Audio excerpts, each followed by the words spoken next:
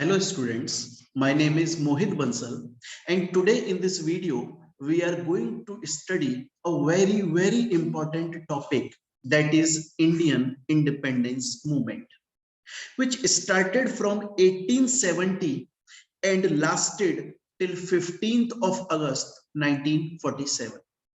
See students, before starting this topic, I would like to give an introduction regarding the same, because this topic is very important as well as it is very lengthy.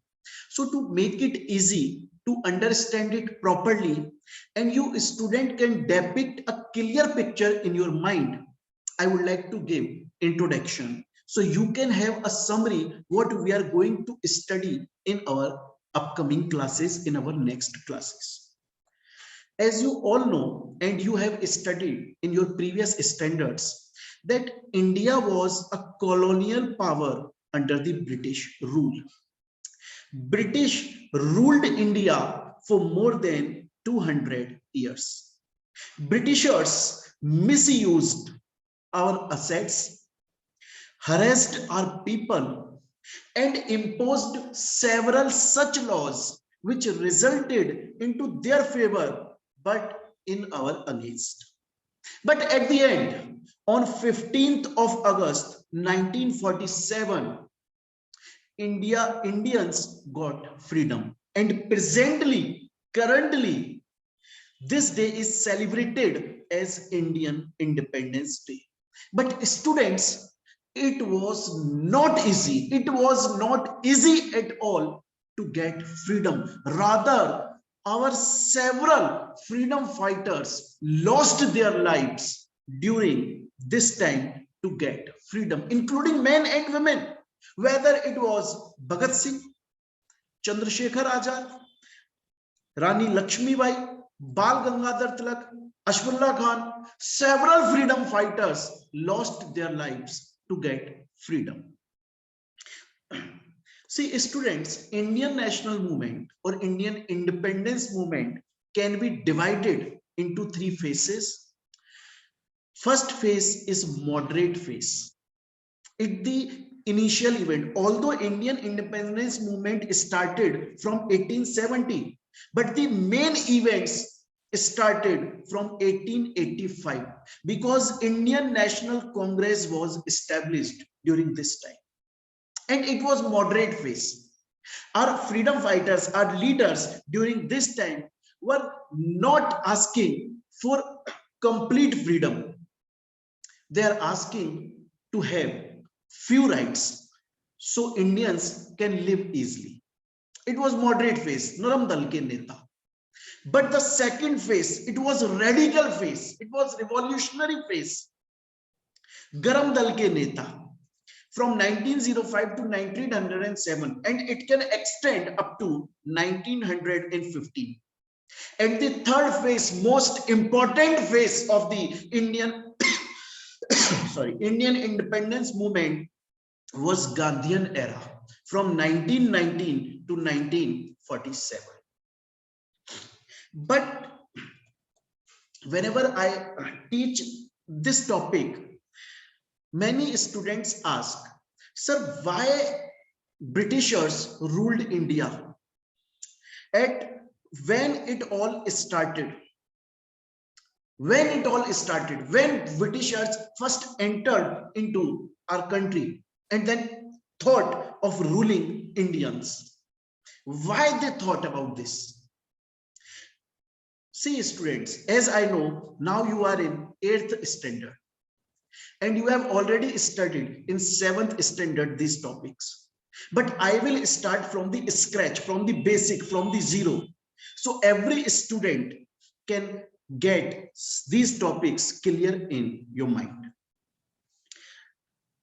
Firstly, you have to understand Britishers were not the first people who came in India to rule or trade or make business in India. Britishers were not the first people. And to understand this, please listen a story. It's a very short story, very good story. If you listen it properly, all the topics, all the questions, all the queries will get solved. I'm starting from the scratch, although it can amount to your revision as you have already studied in 7th standard, but it will build up our basics. See, in early days, in 15th or 6th till 15th and 16th century, India was known as the golden bird, Sone ki chidiya, and many foreign countries were aware that there is an Asian country, because India fall in Asian continent. Many foreign countries were aware that there is an Asian country named as India, which is very wealthy, very prosperous. But those foreign countries not able to discover the route, way through which they can come to India. Why? Because see, India is there and water everywhere. Indian Ocean, Pacific Ocean. If any other foreign country desire to come to India, there are many stoppage or bars or discrepancies. If any country decide to come from this route, then there is bar, discrepancy. There is discrepancy. So many foreign countries were aware that there is an Asian country named as India, which is very healthy, very wealthy, very prosperous. The golden bird, Sone ki chidiya, but not able to discover through which route they can come to India. But in the end of 15th century, specifically in 1498, a Portuguese named as Vasco da Gama came to India. See, Portugal is here. Vasco da Gama came from here to India at Calicut, presently known as Calcutta. So Vasco da Gama came through water route. And once Vasco da Gama came to India, he was surprised. India is so wealthy, so prosperous, high in nature. We should earn some money. We should build up our business. We should increase our wealth stores. He just was surprised, started. And after Vasco da Gama discovered the route for India, many other foreign countries came. Britishers came in 1600. But understand, Britishers initially came to India in 1600 with the objective of only and only trading purpose. In initial time, Britishers came to India only for doing business, not for ruling the India. There was no such intention of Britishers to rule the India.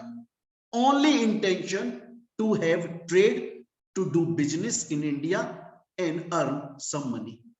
Therefore, you all must have studied in your previous classes when Britishers came to India in 1600.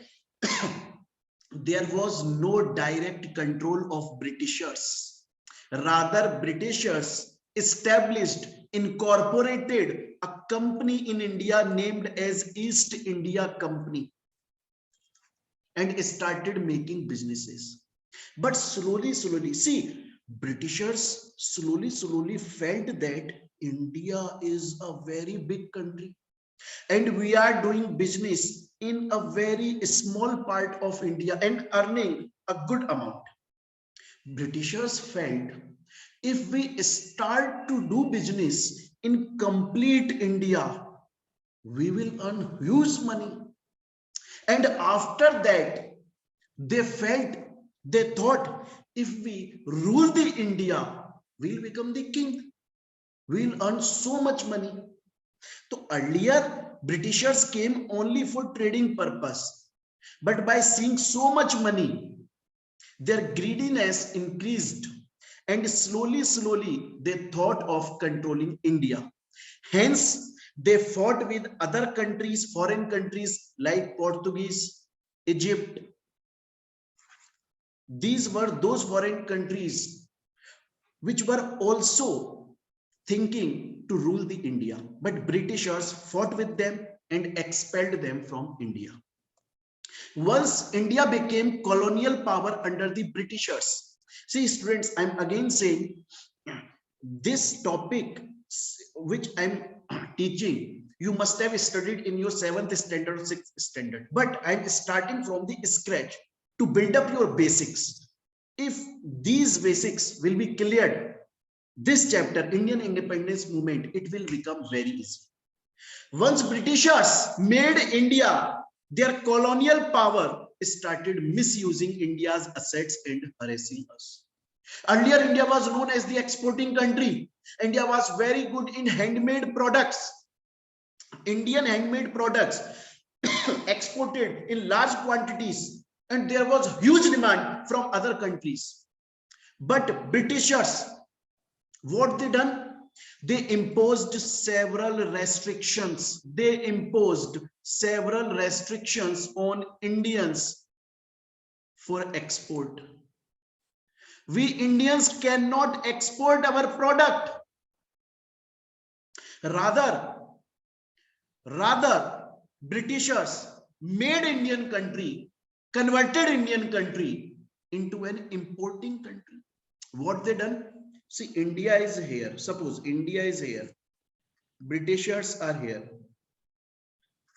Britishers used to take raw material into their country at very cheaper prices, converted into finished product using machines, and then bringing again in India and selling to Indians. Now you think, now you understand, we Indians earlier manufacturing those products, very good quality products, but Britishers forced us, restricted us to export the product. Rather, they took our raw material to British country, converted it into finished product, final product using machines, and again selling to Indians only at cheaper prices. Secondly, you must be aware, Indians used to work in British Army. Britishers started making jokes in respect of their religion. Britishers started making several restrictions. Such restrictions: Sikhs cannot bear turban, cannot bear turban, must cut their mustaches, their beards. Sikhs felt that it is disregard, disrespect to our religion. A Sikh person never in his life cut his hair, mustaches, or beard, but Britishers forced them. And in 1857, when revolt started, although revolt of 1857 was not exclusively in the chapter of Indian independence movement, because in the revolt of 1857, every freedom fighter was having their concern issues. They were fighting for their territorial powers or for their social power, for their religious power, not exclusively for the national movement. But 1857 revolt have a little swing, little wind of nationality.